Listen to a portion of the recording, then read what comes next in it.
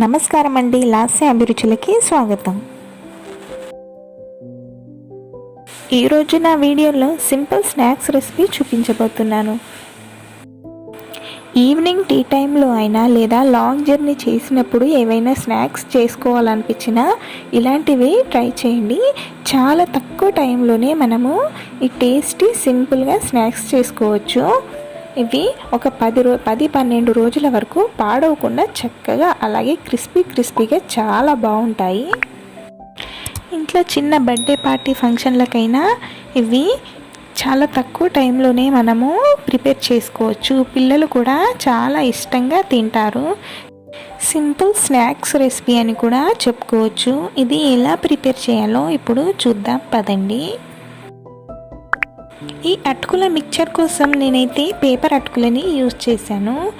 ఇవి వచ్చేసి ఒక 1/2 kg వరకు ఉంటాయి. ఇప్పుడు నేను వీటిని వేయించి తీసుకుంటున్నాను. ముందుగా స్టవ్ మీద వెడల్పాటు లేదా లోతైన గిన్నెని పెట్టుకొని కొద్దిగా వేస్తూ మంటని లో టు మీడియం ఫ్లేమ్లోనే పెట్టుకొని ఒక 2-3 నిమిషాలు వేయించండి. కాస్త క్రిస్పీగా అయితే సరిపోతుంది. మొత్తం అన్నిటినీ ఇలాగే వేయించుకొని పక్కన పెట్టుకోవాలి. ఆ తర్వాత జల్లించి తీసుకోవాలి. అన్నీ వేయించుకొని జల్లించి పక్కన పెట్టుకున్నాను. కారానికి తగ్గ పచ్చిమిర్చి, ఒక 10 నుండి 12 వరకు వెల్లుల్లిపాయలు పొట్టు తీయనివి, అలాగే 5-6 రెమ్మల కరివేపాకుని, మీ ఇష్టానికి తీరు పల్లీలని తీసుకోండి. ఇవన్నీ వెల్లుల్లినేమో కచ్చపచ్చగా దంచి పచ్చిమిర్చిని సన్నగా కట్ చేసి పొడుగ్గా పెట్టుకున్నాను. ఇప్పుడు అటుకులు వేయించిన గిన్నెలోకి 4-5 టేబుల్ స్పూన్ల ఆయిల్ తీసుకున్నాను. ఇందులోకి జీలకర్ర ఆవాలని వేసి అవి కాస్త చిటపటలాడాక పల్లీలని వేసుకోవాలి. పల్లీలు చక్కగా వేగాక ఇందులోకి పచ్చిమిర్చి ముక్కలను కూడా వేసేయండి. పచ్చిమిర్చి చక్కగా వేగితేనే టేస్ట్ కూడా చాలా బాగుంటుంది.